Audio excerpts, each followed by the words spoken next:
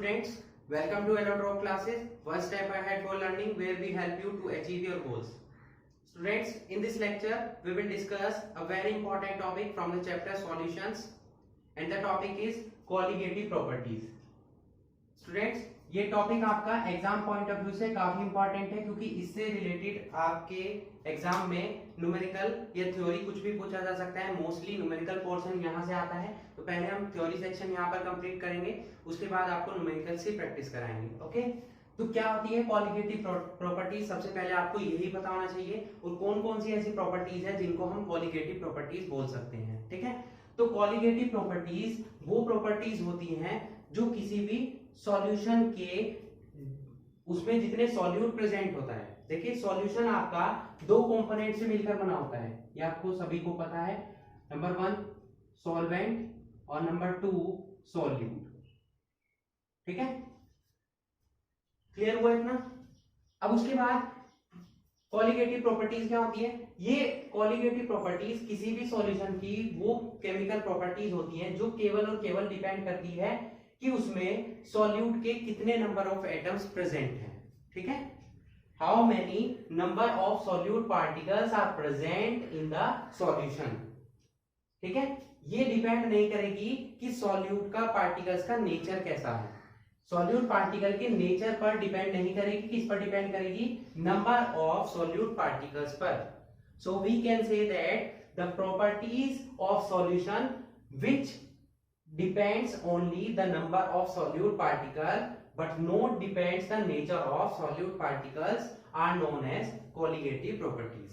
ठीक है, क्लियर हुआ इतना आपको कि कॉलिगेटिव प्रॉपर्टीज क्या होती है? वो प्रॉपर्टीज है जो नंबर ऑफ सॉल्यूट पार्टिकल्स पर डिपेंड करती है, ना कि उनके नेचर पर। ठीक है, अब यहां पर कॉलिगेटिव, ये जो कॉलिगेटिव वर्ड है ये ग्रीक लैंग्वेज का वर्ड है।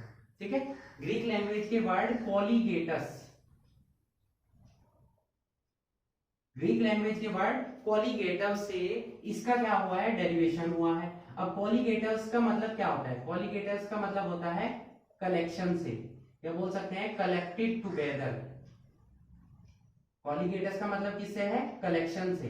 जब बहुत सारे सॉलिड पार्टिकल्स आपस में मिक्स हो जाते हैं तब वहां पर उस कलेक्शन को हम क्या बोलते हैं? कॉलिगेटस, और यहीं से वर्ड डेराइव हुआ है कॉलिगेटिव प्रॉपर्टीज। इतना क्लियर हुआ? अब देखिए, टोटल 4 टाइप्स की कॉलिगेटिव प्रॉपर्टीज होती हैं। ठीक है, कितनी टाइप की होती है? 4 टाइप्स की कॉलिगेटिव प्रॉपर्टीज होंगी। नंबर 1 हम बात करें तो क्या होगी? Lowering in vapour pressure. Lowering in vapour pressure मतलब वेपर प्रेशर में कमी आना, उसको हम क्या बोलते हैं? Colligative properties. नंबर 2 हो जाएगी एलिवेशन। एलिवेशन का मतलब हो गया इंक्रीजमेंट। ठीक है, elevation in boiling point of solution, बोल सकते हैं elevation in boiling point of solvent in solution. यहां जाएगा सॉल्वेंट इन सॉल्यूशन। नेक्स्ट है डिप्रेशन, यानी कि डिप्रेशन का मतलब क्या हो गया? कमी आना। Depression in freezing point. भाई, जब बॉइलिंग पॉइंट इंक्रीज होगा तो फ्रीजिंग पॉइंट क्या होगा? कम हो जाएगा। कोई भी चीज जो ज्यादा टेम्परेचर पर बॉइल हो रही है वो उतने ही उससे कम टेम्परेचर पर क्या हो जाएगी? फ्रीज हो जाएगी। Depression in freezing point of solvent in solution, ये होगी हमारी 3rd टाइप की कॉलिगेटिव प्रॉपर्टी। और लास्ट है हमारी ऑस्मोटिक प्रेशर।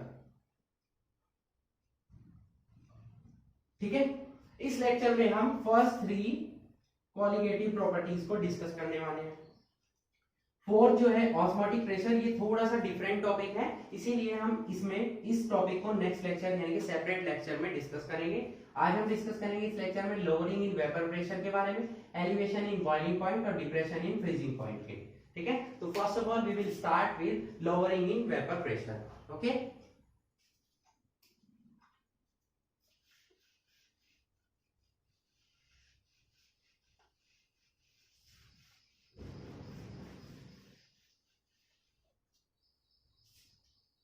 तो पहले हम स्टार्ट करते हैं फर्स्ट कॉलिगेटिव प्रॉपर्टी से। फर्स्ट कॉलिगेटिव प्रॉपर्टी क्या है हमारे पास? Lowering in vapour pressure.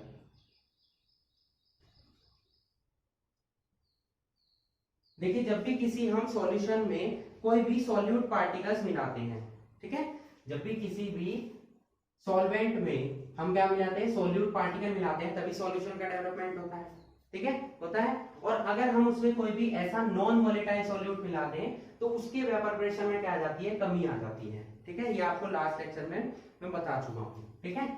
मतलब when a non volatile solute is dissolved in solvent, then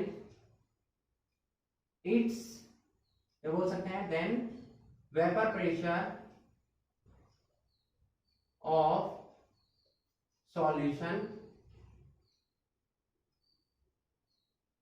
will be decreased। उसका वेपर प्रेशर क्या हो जाता है, कम हो जाता है। जब भी हम किसी भी सॉल्वेंट में किसी सॉल्यूट, ऐसे नॉन वोलेटाइल सॉल्यूट को मिला देते हैं तो उसका वेपर प्रेशर क्या हो जाता है, कम हो जाता है। मतलब वेपर प्रेशर जो सॉल्वेंट का था वो ज्यादा होगा और सॉल्यूशन का वेपर प्रेशर क्या हो जाएगा, कम हो जाएगा। सपोज हम मान लेते हैं यहाँ पर पी नोट से हम डिनोट कर रहे हैं प्रेशर, किसका प्रेशर, सॉल्वेंट का, ठीक है, प्योर सॉल्वेंट का। तो हम क्या नोट करेंगे, पी नोट क्या है, vapour pressure of pure solvent, इसको क्या पढ़ेंगे, पी नोट, क्या पढ़ेंगे, पी नोट, ठीक है। इसी तरीके से पी क्या हो जाएगा, वेपर प्रेशर ऑफ सॉल्यूशन। जब हमने, भाई ये तो था प्योर सॉल्वेंट का, जब उसमें कुछ नहीं मिक्स किया, जब हमने उसमें नॉन वोलेटाइल सॉल्यूट ऐड कर दिया तो वो सॉल्यूशन बन गया और सॉल्यूशन के प्रेशर को हमने किससे डिनोट किया, पी से, ठीक है। अब दोनों का डिफरेंस क्या हो जाएगा, डेल्टा पी। देखिए किसकी वैल्यू ज्यादा होगी, प्योर सॉल्वेंट का वेपर प्रेशर ज्यादा होगा, क्योंकि जब हम उसमें नॉन वोलेटाइल सॉल्यूट मिला रहे हैं तब तो उसकी जो प्रेशर है वो कम हो रहा है, ठीक है। तो डेल्टा पी कैसे निकालेंगे हम, P not minus P. Delta P कैसे निकालेंगे, पी नोट माइनस पी। यही क्या है हमारी, यही टर्म कहलाती है लोअरिंग इन वेपर प्रेशर। इसी को हमें कैलकुलेट करना है, ठीक है, लोअरिंग इन वेपर प्रेशर, ठीक है। अब देखिए आपने क्या पढ़ा है, according to Raoult's law, Raoult's law हमने क्या पढ़ा है, राउट्स लॉ के अकॉर्डिंग हमने लास्ट लेक्चर में जब राउट्स लॉ पढ़ा था तो उसमें हमने आपको पढ़ाया था कि P इज इक्वल टू किसका होता है, P नॉट इंटू एक्स ए, ये पढ़ाया गया था आपको। अब ये वैल्यू हमें यहाँ पुट करनी है, तो डेल्टा P क्या हो जाएगा, P नॉट तो एज इट इज रहेगा और P की जगह हम ये पुट करेंगे P नॉट इंटू एक्स ए। अब यहां से क्या आ जाएगा, P नॉट कॉमन आ जाएगा, 1 माइनस एक्स ए हो जाएगा, और 1 माइनस एक्स ए किसके इक्वल होता है बच्चों, एक्स बी के, क्योंकि आप जानते हैं सेंस, यहां नोट कर देते हैं, since X A plus X B is equal to कितना होता है, 1 होता है। तो यहां से 1 माइनस एक्स ए की वैल्यू किसके इक्वल आ जाएगी, एक्स बी के, या delta P upon P not is equal to किसके हो जाएगा, एक्स बी के। इतना आपको क्लियर हुआ, delta P upon P note किसके इक्वल हो जाएगा, एक्स बी के, ठीक है। अब ये जो delta P upon P note है एक्स बी के इक्वल हो रहा है, ये होता है relative lowering in vapour pressure. देखिए वो है लोअरिंग इन वेपर प्रेशर, क्योंकि इसकी हमने कंपैरिजन किया है ओरिजिनल सॉल्वेंट के वेपर प्रेशर से, तो ये हो जाएगा relative lowering in vapour pressure, ठीक है, क्लियर हुआ था। ये है लोअरिंग इन वेपर प्रेशर और ये क्या है, relative lowering in vapour pressure, या इसी को हम क्या बोलते हैं, Raoult second law, Raoult second law, इसी को बोलते हैं क्या, राउल्ट का सेकंड लॉ। वो तो हमने पढ़ा था राउल्ट लॉ जो फर्स्ट लॉ था, और इसी को हम क्या बोल सकते हैं, राउल्ट सेकंड लॉ, जो कि है relative lowering in vapour pressure. Okay, clear हुआ आपको इतना।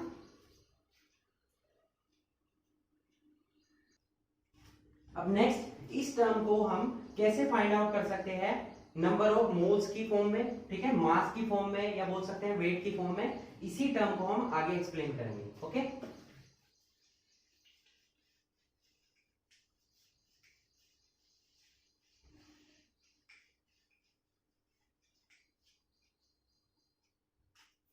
अभी हमने क्या डेराइव किया formula, delta P upon P not is equal to X B के। ये क्या है, relative lowering in vapour pressure. इसको हम क्या बोलेंगे, इस टर्म को relative lowering in vapour pressure, जो कि किसके इक्वल होगी, मोल फ्रैक्शन ऑफ सॉल्यूट के इक्वल होगी।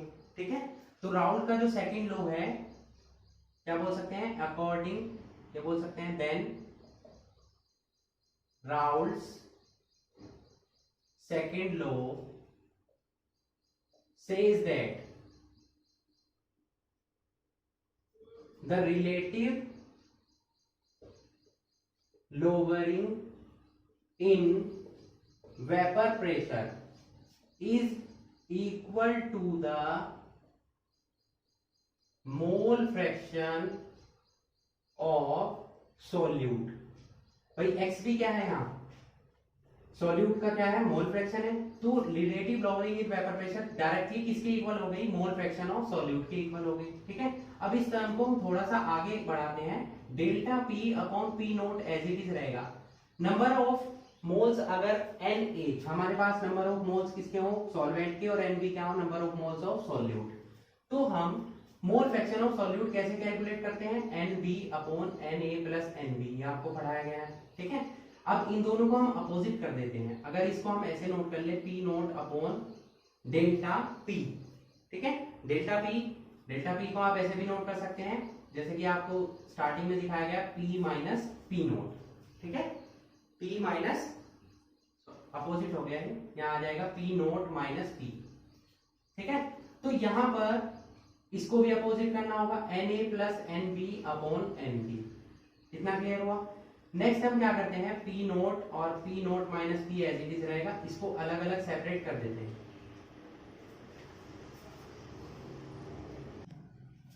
तो सेपरेशन के बाद क्या होगा, NA अपॉन NB हो जाएगा, यहां हो जाएगा NB अपॉन NB, इससे इसको कैंसिल करेंगे, 1 आ जाएगा, उस 1 को इधर ले आएंगे, माइनस हो जाएगा, P not minus P minus 1 upon NA upon NB।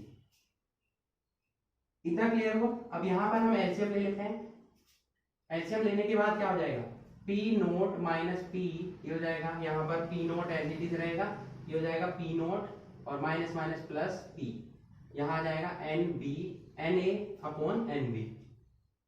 इस पी नोट से पी नोट कैंसिल हुआ, क्या आ गया, P upon P not minus P is equal to NA upon NB। इतना क्लियर हुआ आपको। अब देखिए यहां पर P, ये तो P एज इट इज रहेगा, इसको हम क्या नोट कर सकते हैं, delta P NA upon NB, या अपोजिट कर दें तो delta P upon P NB upon NA हो जाएगा ये। अब number of moles of solute आप कैसे कैलकुलेट करते हैं, नंबर ऑफ मोल्स कैसे निकालते हैं हम, given mass upon molar mass, यहां भी given mass upon molar mass, delta P upon P। ठीक है, इतना क्लियर हुआ। तो ओवरऑल अगर देखें हम तो फॉर्मूला क्या हो जाएगा, डेल्टा P, यहां नोट कर देते हैं, delta P upon P is equal to क्या हो जाएगा, WB into MA upon WA into MP। ये फॉर्मूला आपका डेराइव हो चुका है, किसकी फॉर्म में, in terms of weight and molar mass. Okay, अब यहां पर जब ये फॉर्मूला डेराइव हो चुका है, ये जो फॉर्मूला है ये कंसंट्रेशन टर्म्स की फॉर्म में आ चुका है। अगर हम सॉल्यूशन जो है डायरेक्ट ज्यादा से ज्यादा डाइल्यूट सॉल्यूशन का हम यूज करें, ठीक है, ये तो हो गया हमारे लिए कंसंट्रेटेड सॉल्यूशन के लिए। अगर सॉल्यूशन ज्यादा से ज्यादा आपका डाइल्यूट हो रहा है, ठीक है, उसमें सॉल्वेंट की अमाउंट ज्यादा है और सॉल्यूट की अमाउंट कम है, तब इसमें थोड़ा सा चेंजेस होंगे, इस फॉर्मूले में थोड़ा सा चेंजेस होंगे। क्या वो चेंजेस होंगे, देखिए यहां पर डाइल्यूट सॉल्यूशन की हम बात करें, अगर फॉर मोर डाइल्यूट सॉल्यूशन, तो क्या होगा, देखिए जब डाइल्यूट सॉल्यूशन होता है तो सॉल्वेंट के जो पार्टिकल्स होते हैं वो सॉल्यूट के पार्टिकल्स से बहुत ज्यादा होते हैं, या हम बोल सकते हैं Na की अमाउंट Nb की अमाउंट से बहुत ज्यादा होगी, तब हम Nb को क्या कर देंगे, नेग्लेक्ट कर देंगे। ठीक है, तब हम यहां पर किस टर्म में Na प्लस Nb में से Nb को नेग्लेक्ट कर देंगे, तो फॉर्मूला क्या हो जाएगा, delta P upon P not is equal to Nb upon Na। इस Nb को हम नेग्लेक्ट कर देंगे, delta P upon P not. N B को हम क्या नोट कर सकते हैं, सेम इसी तरीके से डब्ल्यू बी क्या नोट करेंगे, W B upon M B, और इसको W A upon M A. तो delta P upon P note क्या हो जाएगा, इसका अपोजिट कर देंगे, W B into M A upon W A into M B. ये फॉर्मूला हो गया डाइल्यूट सॉल्यूशन के लिए। देखिए फॉर्मूला जो आपकी राइट हैंड साइड है वो तो सेम है, बट यहां पर देखिए delta P upon P note है और यहाँ क्या है, डेल्टा पी अपॉन पी है। यहाँ पर क्या आएगा, प्योर सॉल्वेंट का वेपर प्रेशर, और यहाँ क्या आएगा, सॉल्यूशन का वेपर प्रेशर आएगा। ठीक है, ये कंसंट्रेटेड सॉल्यूशंस के लिए है, और ये ज्यादा डाइल्यूट सॉल्यूशन के लिए ये टर्म हम यूज करेंगे। इस पर बेस्ड न्यूमेरिकल्स एग्जाम में पूछे जाते हैं। ठीक है, तो ये था हमारा टॉपिक। फर्स्ट टॉपिक जो था लॉगरिंग इन वेपर प्रेशर, वो यहाँ पर कंप्लीट हो जाता है। सेकंड टॉपिक पर हम चलते हैं, elevation in boiling point.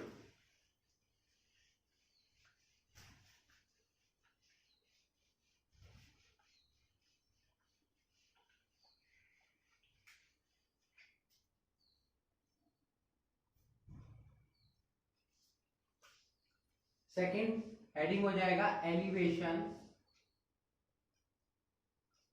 In boiling point. इसी को हम क्या बोल सकते हैं, इब्यूलियोस्कोपी।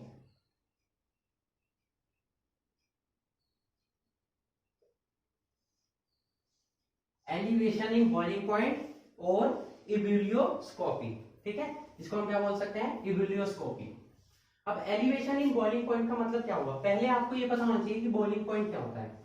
देखिए बॉइलिंग पॉइंट एक पर्टिकुलर टेम्परेचर होता है किसी भी सब्सटेंस का, वो टेम्परेचर जब उसकी जो वेपर प्रेशर है, उस लिक्विड का जो वेपर प्रेशर है वो एटमॉस्फेरिक प्रेशर के इक्वल हो जाए। ठीक है, वेपर प्रेशर जब इक्वल हो जाता है एटमॉस्फेरिक प्रेशर के, तब यहां पर जो टेम्परेचर होता है उसी टेम्परेचर को हम क्या बोलते हैं, बॉइलिंग पॉइंट बोलते हैं।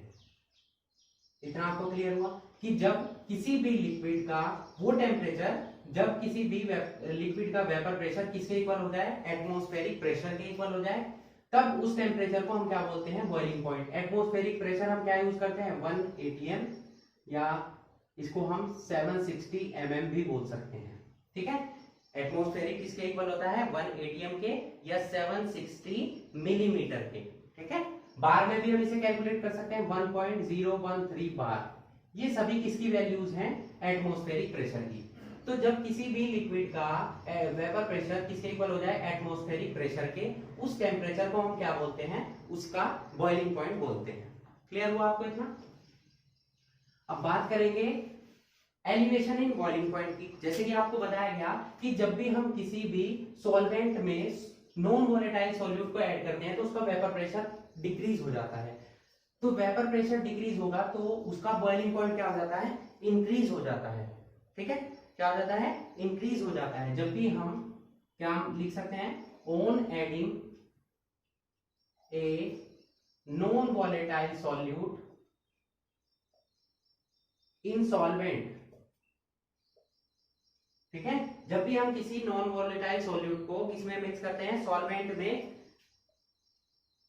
It raises it's boiling point, तो उसका बॉइलिंग पॉइंट क्या हो जाता है, इंक्रीज हो जाता है।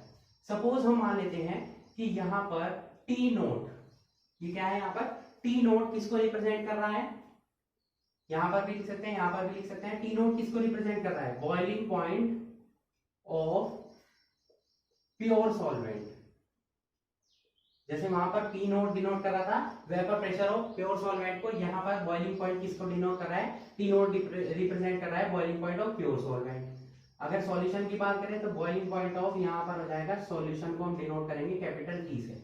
अब देखिए बाद वाला टेम्परेचर जो है इंक्रीज हुआ है, क्योंकि बॉइलिंग पॉइंट क्या हो गया, बॉइलिंग पॉइंट में एलिवेशन हुआ, मतलब उसमें इंक्रीजमेंट हुआ है।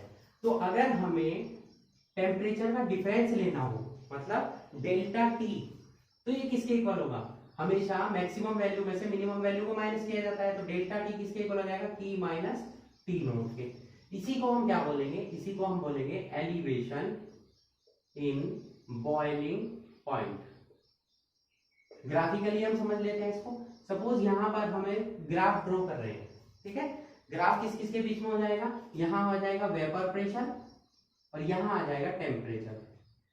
सपोज पहले कोई लिक्विड बॉयल हो रहा था, तो यहां से हम ले लेते हैं इस टाइप से बॉयल हुआ, बॉयल होगा, टेम्परेचर इंक्रीज होगा। ये ग्राफ जो है वो रिप्रेजेंट कर रहा है प्योर सॉल्वेंट को। और जब हमने इसमें सॉल्यूट मिक्स कर दिया यानी कि सॉल्यूशन हो गया, तो इसका टेम्परेचर बढ़ गया। सपोज यहाँ पर ये टी नोट पर बॉयल हो रहा था और यहाँ पर हो रहा है ये टी पर, तो ये जो डिफरेंस है इसी को हम क्या बोलेंगे, डेल्टा टी बोलेंगे, ठीक है। क्या बोलेंगे इसको, डेल्टा टी, यानी कि एलिवेशन इन बॉइलिंग पॉइंट। और elevation in boiling point delta T जो है वो डायरेक्टली प्रोपोर्शनल होता है इसके मोलैरिटी के, ठीक है, मोलैरिटी ऑफ सॉल्यूशन के।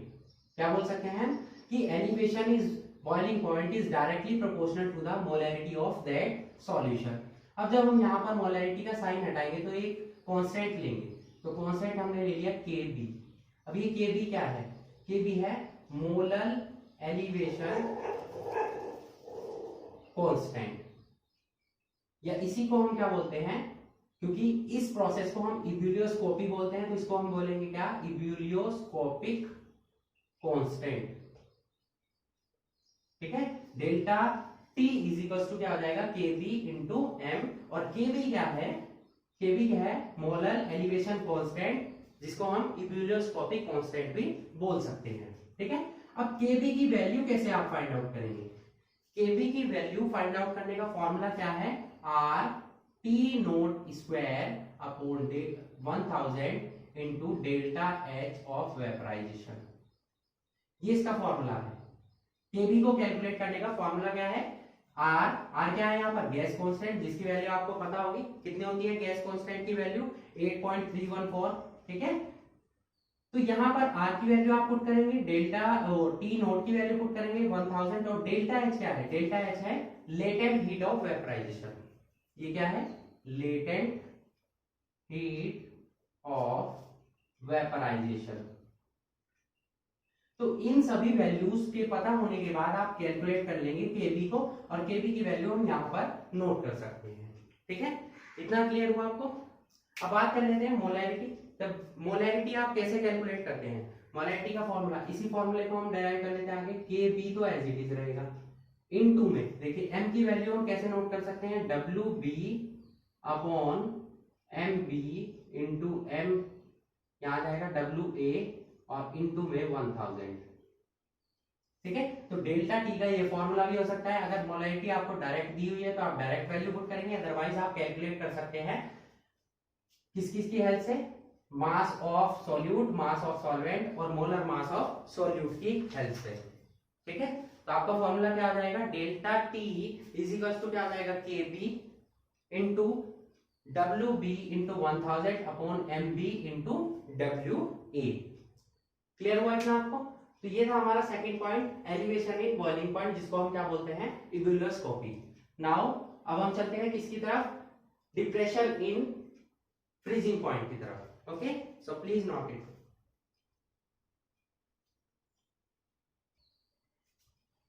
थर्ड टर्म को पढ़ने के लिए स्टूडेंट्स हम यहीं पर कुछ चेंजेस करेंगे। जैसे हम यहाँ पर हेडिंग चेंज कर देते हैं, ये हेडिंग हो जाएगा यहाँ पर डिप्रेशन आ जाएगा, एलिवेशन की जगह क्या आ जाएगा, डिप्रेशन, ठीक है। थर्ड हेडिंग हो जाएगा हमारा डिप्रेशन इन फ्रीजिंग पॉइंट, या इसको हम क्या बोलेंगे, क्रायोस्कोपी। उसको हम क्या बोलते थे, इब्यूलियोस्कोपी, और इसको हम क्या बोलेंगे, क्रायोस्कोपी, ठीक है। अब क्रायोस्कोपिक फ्रीजिंग पॉइंट क्या होता है, पहले आपको क्लियर होना चाहिए। जैसे हमने आपको बताया बॉइलिंग पॉइंट क्या होता है, ऐसे फ्रीजिंग पॉइंट क्या होता है। फ्रीजिंग पॉइंट वो पर्टिकुलर टेम्परेचर होता है कि जहां पर आपका लिक्विड स्टेट का वेपर प्रेशर किसके इक्वल हो जाए, सॉलिड स्टेट के, ठीक है। लिक्विड स्टेट का वेपर प्रेशर किसके इक्वल हो जाए, सॉलिड स्टेट के। बोल सकते हैं हम कि सॉलिड जो है वो इक्विलिब्रियम स्टेट में आ जाए किसके, लिक्विड स्टेट के, या बोल सकते हैं हम यहाँ पर equilibrium at freezing point. Freezing point वो पॉइंट है, वो पर्टिकुलर टेम्परेचर है जहां पर लिक्विड स्टेट का वेपर प्रेशर किसके इक्वल हो जाता है, सॉलिड स्टेट के, या बोल सकते हैं लिक्विड और सॉलिड दोनों ही किस स्टेट में आ जाते हैं, इक्विलिब्रियम की स्टेट में आ जाते हैं। ठीक है, क्लियर हुआ इतना। तो जब हम किसी सॉल्वेंट में नॉन वोलेटाइल सॉल्यूट को मिला देते हैं तो उसमें क्या होता है, क्या चेंजेस होते हैं, वो उसके फ्रीजिंग पॉइंट को क्या कर देता है, डिक्रीज कर देता है। जैसे बॉइलिंग पॉइंट को इंक्रीज किया था तो फ्रीजिंग पॉइंट क्या हो जाएगा, डिक्रीज हो जाएगा। समझ आया आपको इतना। यहां पर कुछ चेंजेस होंगे, ये टी नोट पहले boiling point of pure solvent था, अब क्या हो जाएगा, फ्रीजिंग पॉइंट। ध्यान दीजिए कि क्या चेंजेस हो रहा है, freezing point of pure solvent और ये हो जाएगा फ्रीजिंग पॉइंट ऑफ सॉल्यूशन। अब देखिए बाहर वाला टेम्परेचर डिक्रीज हुआ है तो ज्यादा अमाउंट किसकी होगी, टी नोट की, तो यहां पर भी अपोजिट हो जाएगा, टी नोट माइनस टी आ जाएगा, और यहां एलिवेशन की जगह क्या आ जाएगा, डिप्रेशन इन फ्रीजिंग पॉइंट। ठीक है, डिप्रेशन इन फ्रीजिंग पॉइंट, यहां भी यही सब है, ये सेम रहेगा। ये बाद वाला हमने क्या देखा, ये सॉल्यूशन का था ग्राफ, तो सॉल्यूशन वाले ग्राफ में टेम्परेचर क्या हो रहा है, यहां अपोजिट हो जाएगा। ठीक है, ये सॉल्यूशन वाला ग्राफ पहले इधर था, अब इधर आ जाएगा, मतलब यहां पर क्या आ जाएगा, सॉल्यूशन का टेम्परेचर क्या हो जाएगा, डिक्रीज हो जाएगा, ये टेम्परेचर। अब ये डेल्टा टी नहीं होगा, ठीक है, डेल्टा टी इधर आ जाएगा, इधर शिफ्ट हो जाएगा, ये दोनों के बीच में डिफरेंस होगा डेल्टा टी, क्योंकि बाद वाली वैल्यू जो सॉल्यूशन का टेम्परेचर है वो डिक्रीज हुआ है तो सॉल्वेंट का ज्यादा होगा, तो डेल्टा टी की वैल्यू आप कैसे निकालेंगे, टी नोट माइनस टी करके। यही क्या है, डिप्रेशन इन फ्रीजिंग पॉइंट है। जिस तरीके से आपका elevation in boiling point directly proportional होता है मोलरिटी के, उसी तरीके से डिप्रेशन इन फ्रीजिंग पॉइंट भी डायरेक्टली प्रोपोर्शनल किसका होता है, मोलरिटी के। यहाँ पर कांस्टेंट चेंज हो जाएगा, वहां पर हम Kb नोट कर रहे थे, B डिनोट्स फॉर बॉइलिंग, और यहाँ पर हम डिनोट करेंगे किससे, F से। F किसको डिनोट कर रहा है, फ्रीजिंग को। यहाँ पर भी क्या आ जाएगा, F, बाकी सब सेम रहेगा, कोई चेंजेस नहीं होंगे। ठीक है, अब यहाँ ध्यान देंगे कि ये मोलर एलिवेशन की जगह क्या हो जाएगा, मोलर डिप्रेशन कांस्टेंट हो जाएगा। यहां क्या आ जाएगा, मोलर डिप्रेशन कांस्टेंट, या इसी को हम बोलेंगे क्रायोस्कोपिक कांस्टेंट। ठीक है, यहां भी सेम थोड़ा सा चेंजेस होगा, केबी की जगह केएफ आ जाएगा, और ये हो जाएगी fusion, latent heat of fusion, क्योंकि सॉलिड स्टेट लिक्विड स्टेट में फ्यूजन होगा, वेपराइजेशन होगा वेपर्स में। तो केएफ की वैल्यू आप कैलकुलेट कर सकते हैं, are T not square upon 1000 into delta है एच फ्यूजन, यानी कि लेटेंट हीट ऑफ फ्यूजन। ठीक है, तो दोनों में डिफरेंस क्लियर हुआ आपको कि वहां पर क्या हो रहा था, एलिवेशन हो रहा था बॉइलिंग पॉइंट में, तो वहां था T note T minus T note, और यहाँ क्या है, डिप्रेशन हो रहा है तो टी नोट माइनस टी है, दोनों में कितना डिफरेंस है। ठीक है, जब भी हम किसी भी सॉल्वेंट में क्या मिलाएंगे, नॉन वोलेटाइल सॉल्यूट को ऐड करेंगे तो उसका बॉइलिंग पॉइंट क्या होगा, इंक्रीज होगा, बट फ्रीजिंग पॉइंट क्या होगा, उसका डिक्रीज होगा, क्योंकि एक दूसरे के अपोजिट हैं। ठीक है, तो यहाँ पर हमारी फर्स्ट 3 कोलिगेटिव प्रॉपर्टीज कंप्लीट हो जाती हैं। फर्स्ट हमने पढ़ा lowering in vapour pressure, second हमने पढ़ा एलिवेशन इन बॉइलिंग पॉइंट, और थर्ड हमने पढ़ा है बच्चों डिप्रेशन इन फ्रीजिंग पॉइंट। ठीक है, फोर्थ जो कोलिगेटिव प्रॉपर्टी है और ऑस्मोटिक प्रेशर, वो डिफरेंट टाइप की प्रॉपर्टी है, और उस पर हम आपको सेपरेट लेक्चर में डिस्कस करेंगे उस पर। ठीक है, तो नेक्स्ट लेक्चर में हम पढ़ने वाले हैं ऑस्मोटिक प्रेशर और ऑस्मोसिस के बारे में। So that's it for today, hope you enjoyed the video and thanks for watching.